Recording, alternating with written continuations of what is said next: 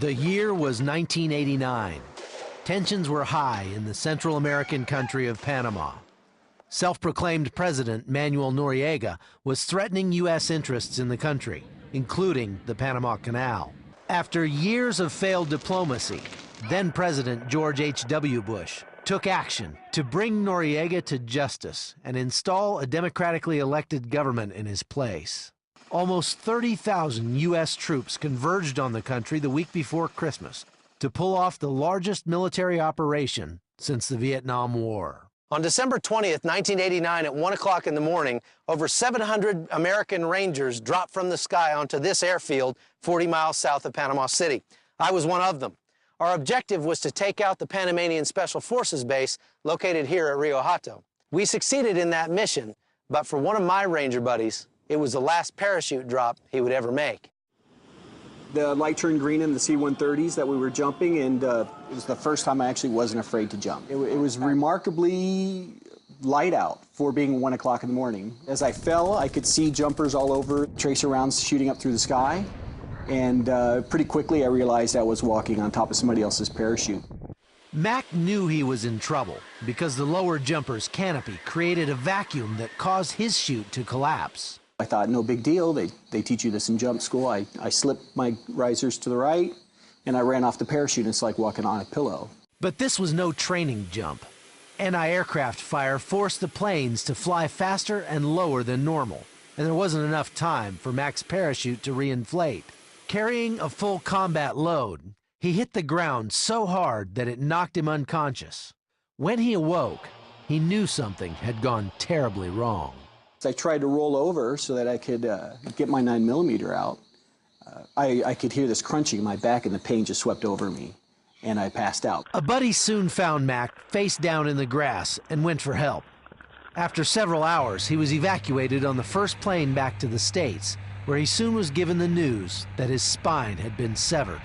More than 300 other American servicemen were wounded, and 23 were killed in the short conflict. Within 3 weeks, the operation was over. Noriega had surrendered. Eventually, the former dictator was convicted of drug trafficking, money laundering, and racketeering. He was sentenced to 20 years in the federal penitentiary in Miami, Florida. Even after completing his sentence, Noriega is unlikely to taste freedom because Panama and France are both clamoring to triumph for crimes in their respective countries. 10 years after the invasion, the United States shuttered its bases in Panama and turned over control of the Panama Canal. Today, the country is a thriving financial center, tourist destination, and enjoys the highest per capita income in Central America. As the 20th anniversary of the invasion approached, and along with a few other Ranger buddies, Mac and I returned to Rio Hato, which had been our drop zone on December 20th, 1989. Or other buildings, but I know I was really close to the beginning of the runway.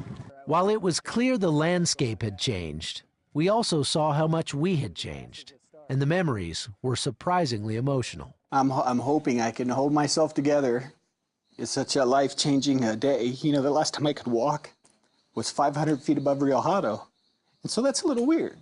I didn't get to do my job.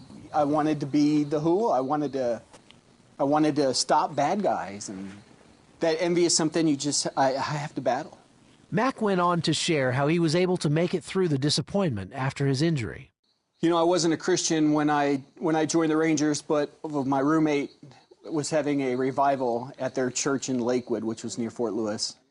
So we go down to Panama for the invasion, and he gives me a little New Testament, which I'm reading in the C-130 on the way to Noriega's place. After Mac was injured, his roommate continued to talk to him about God. How do you not like Jesus Christ? He's going around healing people. And my roommate calls me in February and says, "Are you ready? Have you got enough information?" And I did, and we prayed over the phone together, and it was by far the best thing I've done in my life. That decision changed everything. It's even enabled Mac to be grateful for the way his life has turned out. Ever since I broke my back, my life has been amazing. I kid you not, I cannot tell you how awesome my wife is. And my kids, I could never ask for anything more magnificent. My career, my friends, and my mentors, I don't know how it could have been any better. Our return to Panama 20 years later was actually therapeutic. healing old wounds and bringing closure, reaffirming the bond between a few old Rangers who once helped bring freedom to a country. And we all agreed it was worth it. For me, being a part of that has been such a blessing of my life because I feel like I was a part of something so much bigger than I could have ever done by myself. I know the people maybe in Panama don't ever think about Mac McElrath.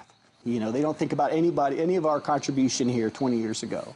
But I don't care. I wasn't doing it for America. I wasn't doing it for the Army. I wanted to be a Ranger, and I wanted to stop bad guys. And I think we did a pretty good job here, so. Chuck Holton, CBN News, Panama City, Panama.